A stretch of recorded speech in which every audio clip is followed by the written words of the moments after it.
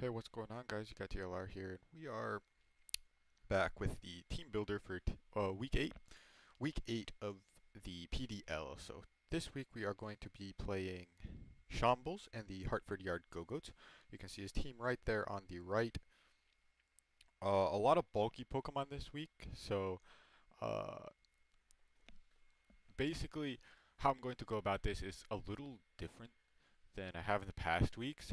Instead of just trying to break them right off the bat, I'm actually going to play this in a way where I'm hoping to position myself to win with a setup sweeper. So, uh, not something that, I mean, it's something that I've done in the past weeks, like had a setup sweeper that can win if put into a position. But this week I'm going to play to put myself into that position instead of just having that setup sweeper as an option to win. Uh, so here's the team I cooked up. As you can see, this is actually the first week we're not bringing Gengar, so unfortunately, LeBron just he needed a break. He needs to get some energy, take a drink of water, sit on the bench for 5 minutes, while his teammates hopefully can score enough points to keep us in this game. So let's just hop right into it. First Pokemon is going to be Zapdos. So actually, I want to go over Clefable first because this is the Pokemon that I first put onto the team. So as you can see, he has poison types and he has steel types. But if we can get rid of the Nidoking and weaken the Drapion, Clefable will just win this game. So we're running Magic Guard with leftovers. Magic Guard is nice because that way we don't take damage if we get Scald Burnt by Milotic or Leech Seeded by Ferrothorn. And then leftovers just means we stay around longer with that extra recovery each turn. Moonblast and Flamethrower, those two moves alone hit his entire team neutrally, although Flamethrower is really only there for Ferrothorn. And then we've got Calm Mind, so this is the important thing. Clefable, if we can put it into a position where he cannot damage it. So getting rid of Nidoqueen and weakening Drapion, because Drapion has 95 attack. As you can see, we're running a more physically defensive spread. But yeah, it only has 95 attack, so unless it's heavily attack invested, like has Sword Stance, it's not going to be doing too much damage to Clefable. And if we can get a few Calm Minds up, like that's why I'm saying we need to weaken it. Because if we weaken it and like he tries to check us with Drapion, we can set up a Calm Mind, and after one Calm Mind, Moonblast can do around 50% depending on his spread. So, um, yeah. And Soft Boiled is there, of course, for reliable recovery, so we can, stay around for as long as possible. So, yeah, we're running a physically defensive spread, but the important thing here is we're actually running minimum speed. And with minimum speed, if my opponent is running Gyro Ball Ferrothorn, it can't touch us. It'll do about 20% because Clefable is not very fast when it's running no speed. So Clefable will actually beat Ferrothorn 1v1, which is great. We do have to watch out for Thunder Wave, though. Um, it's not going to make too much of a difference as far as like, oh, it'll mean I lose to other threats, but it'll make a difference if we, get Parahaxed. So we're going to have to watch out for that. But other than that, yeah, Clefable can beat Ferrothorn 1v1, which is why we don't even need to worry about weakening that thing for Clefable to win, which is why I really like this. But yeah, Clefable is going to be our win con this week, and we're going to try to put ourselves into a position where Clefable can sweep.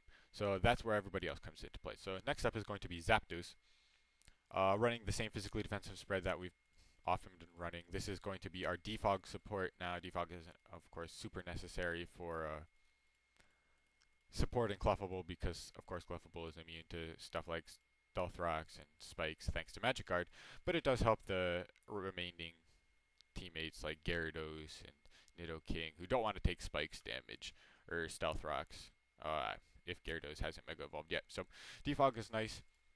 Heat Wave is there because it can hit the Ferrothorn super effectively, which can help. It can help. I guess bait the fact that Clefable uh, beats Ferrothorn 1v1. So if like I have Clefable in and I switch to Zapdos, he might think, oh, Clefable can't beat Ferrothorn. So he might allow me to set up on Ferrothorn if I can make him think that.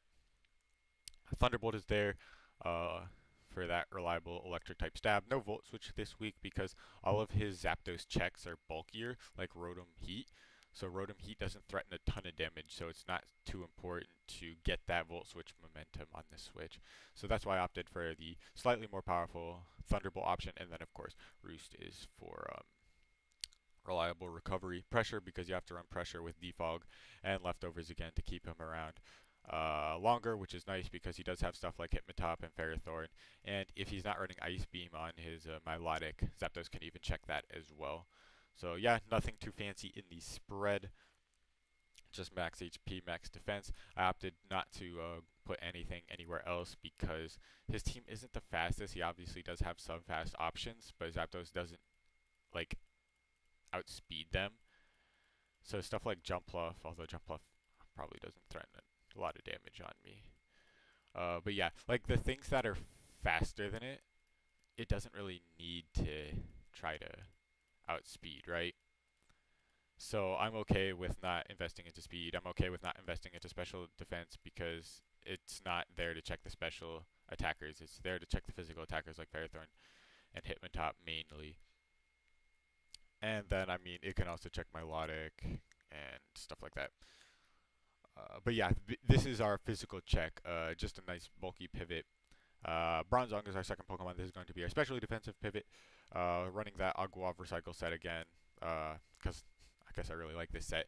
It has yet to put in like the work it's supposed to, but I think we can put ourselves into that position this week because again, he doesn't have a lot to do a lot of damage. His team is rather bulky, so OHKOing Bronzong is going to be difficult for him, especially since, as you can see, we're going to be running Heat Proof this week. So Rotom Heat's Overheat won't be doing as much. So Heavy Slam is there because it hits Togekiss harder than Gyro Ball. If the Togekiss isn't running like the Togekiss would have to be Scarf for Gyro Ball to hit harder, and I mean that's something he could run, but it's not something I'm going to expect him to run, so I'm going to opt for Heavy Slam. Toxic is there for the Milotic because this Pokemon takes relatively nothing from any attack. Milotic wants to go for like Hydro Pump. Specs Hydro Pump doesn't even 2-hit KO, like unless it gets a crit or something like that. But yeah, like this is just super standard, as you can see, just max HP, max special defense. This is just going to be a specially defensive pivot. No fancy spread here. We of course do have these Stealth Rocks, the Stealth Rock option, because chipping away at his Pokemon is nice. And then of course the Recycle to give me that sort of reliable recovery. So again, nothing too fancy here, just a nice specially defensive pivot to complement Zapdos very well. These two Pokemon together really just form a nice defensive core that he doesn't have a lot of Pokemon to break through. So next up is going to be Gyarados. Now Gyarados, while it does, as you can see, have the Dragon Dance option, is not going to be our win con this week. It's just there in case we get put into a position where Dragon Dance Gyarados can win. This is supposed to be Intimidate, by the way. So yeah, Intimidate. If you just want to go over the item has to be Gyarados, because we did draft the Mega Gyarados. And the ability is Intimidate because Moxie's not going to be doing very much when we have to Mega Evolve right away. But Intimidate, if we intimidate something like Hitmontop or Ferrothorn or any other physical attacker, it'll just make setting up a little easier. Again, if we get put into that position, but Gyarados isn't going to be... we're not going to set up Gyarados unless setting up wins us the game. So Waterfall and Crunch alone hit his entire team neutrally. So he doesn't have a single Pokemon that resists both of those moves. So that's why we do have the Dragon Dance, because if we weaken the Ferrothorn and the Milotic, actually weakening Milotic's not too necessary unless it has like Hazer Dragon Tail. But yeah, if we weaken the things that can take one of those hits, Dragon Dance Gyarados can win. Facade is there because of the Milotic. If his way of beating my Gyarados is going to be Scald Burning it with the Milotic, and he actually does get it, or he has like Toxic or something like that, basically +1 Facade is going to hurt everything that's not named Ferrothorn or Mega Banette. So, and of course, Mega Banette doesn't want to take Crunch either. So, yeah, that's why we have Facade. It can really just mean that if if he tries to status my Gyarados to beat it, he can just put himself in an incredibly dangerous situation because Mega Gyarados Facade, even though it's not stab, can do a lot. And there really wasn't any move that um, was needed over that. I was thinking about Taunt, like, if we have Taunt, then we can prevent Milotic from maybe hazing or something like that. But I'm like, since Gyarados isn't here to sweep, it's just here to, it outspeeds Nidoqueen and um, if the Rotom Heat isn't running like max speed, which I don't expect it to, but it might be. But yeah, if it's like a defensive Rotom Heat, we outspeed that, and we just hit stuff with Waterfall and Crunch really hard. So it's really just there as a nice bulky water type that can hit hard as well. Into the spread, nothing too fancy right here, just max attack, max speed again, because since he's not here to sweep, he doesn't really need to take hits. He's just here to check certain things offensively by outspeeding them and threatening a lot of damage. So uh, I just opted for max attack to do as much damage as possible. Uh, yeah, like nothing really I have to say about that. Just yeah. Okay. Next Pokemon is going to be Nidoking. A Nidoking here again to break through some of those bulkier Pokemon. Thanks to Sheer Force and Life Orb, he does have the strength to break bulkier Pokemon like Milotic and Ferrothorn, especially with his move pool just having so much coverage options. Sludge Wave hits Rotom Heat pretty hard. Earth Power hits stuff like Nidoqueen pretty much for the kill unless it's really, really bulky. I think he has to run a plus special defense nature to guarantee that Earth Power doesn't kill. But I'm not sure about that. I didn't do the calc. Either way, um, Thunderbolt is there for Milotic, and then Flamethrower is there for Ferrothorn. Thunderbolt also hits Togekiss on the switch if like he has Ferrothorn in, and well, actually, you get the idea. Just these four moves hit his entire team neutrally. The things that would normally take hits from his stabs, like Sludge Wave and Earth Power, um, don't like taking Thunderbolt or Flamethrower. So, just 4 attacks, standard Nidoking. This spread outspeeds max speed Milotic. I don't expect him to run max speed Milotic, but this is just in case because Nidoking doesn't need bulk. It's here as a breaker, not a bulky Pokemon to tank hits. So I just opted for enough speed to outspeed the Pokemon that was right below him in speed tier. Max special attack to hit as hard as possible, and then the rest put into HP. So like if I need to take an overheat from Rotom or something like that, I can do that. So yeah, just very standard Nidoking. Nothing I really need to get too in depth to in there. Last Pokemon is going to be Emboar. So this is going to be our Z move user of the week, and we're going to be running Rocky MZ. So the reason I'm running Rocky MZ is because I'm thinking he'll either try to check my Emboar with Rotom Heat or Togekiss. I'm thinking one of those two things is going to be physically defensive.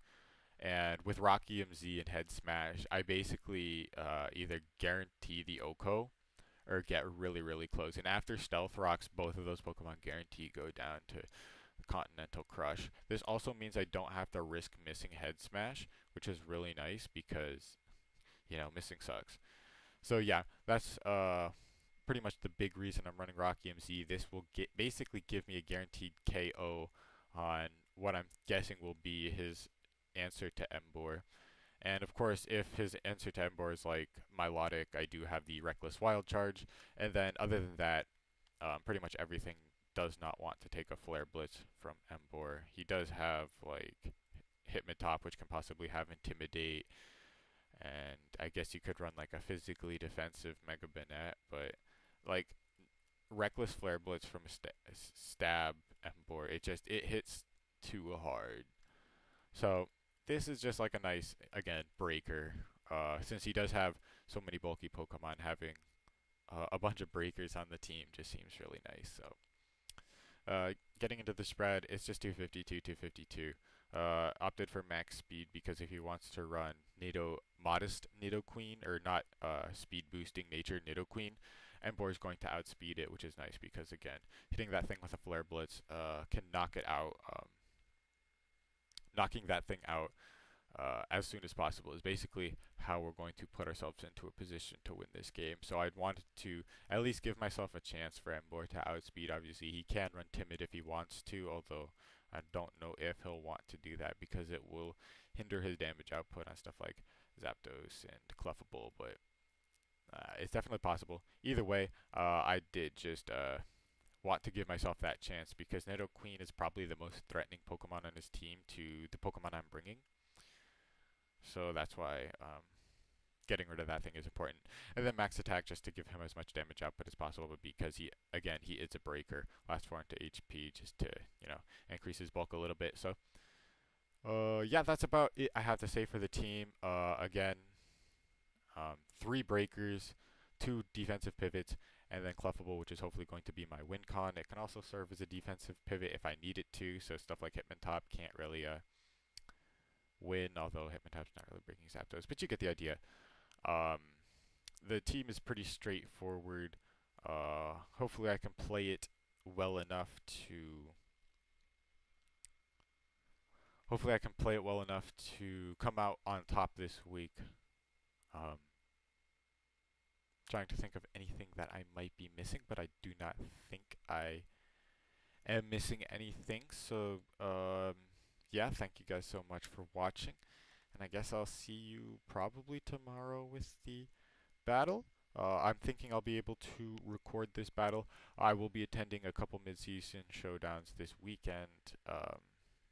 So if we battle a little bit later, like we're planning to battle on Friday, so that's actually before this video is going to go up. But if like something happens and we can't actually battle on Friday and we have to push the battle a little back, I probably will not have the time to record it. So if there's no battle video, that is why. But this is the team we're going to be running. I'm just ranting on at this point. So yeah. Thank you guys again for watching, and I'll see you guys later.